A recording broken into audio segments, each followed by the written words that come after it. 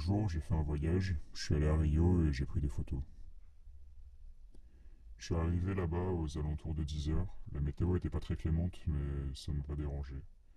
Dès mon arrivée, j'ai tout de suite apprécié l'endroit, j'ai été époustouflé par le paysage et par l'horizon qui est très dégagé.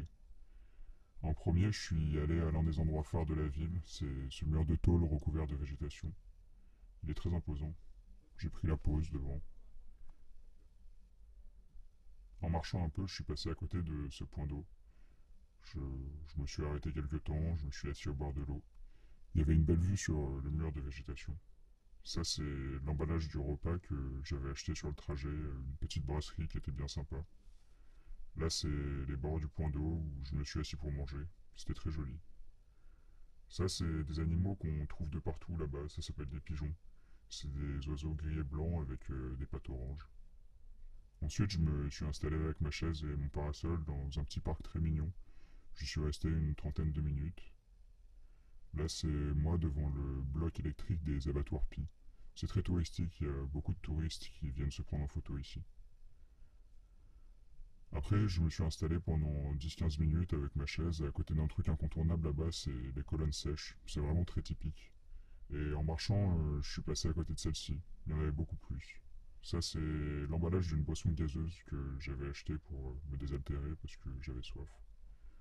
Ensuite, je suis allé au lac. Beaucoup de gens m'ont dit qu'il fallait absolument y aller. Du coup, j'y suis allé.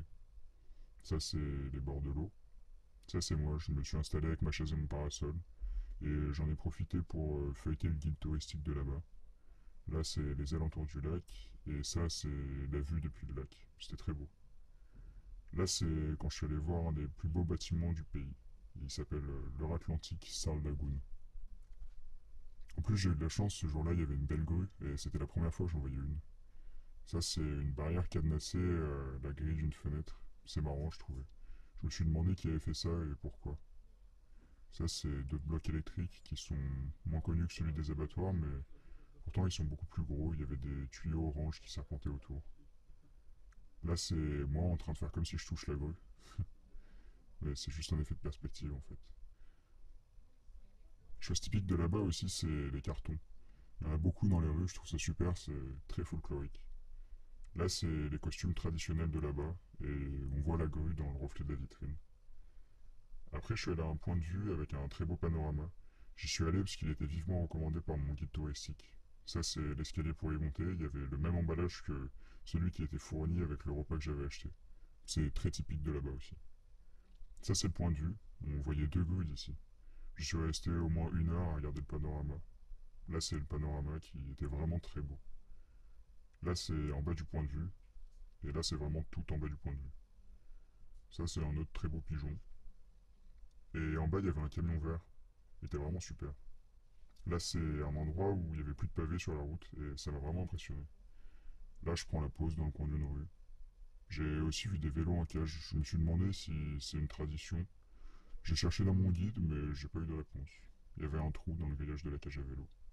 Je suis allé au club de la plage aussi. Il était recommandé par mon guide, mais il n'y avait pas les horaires.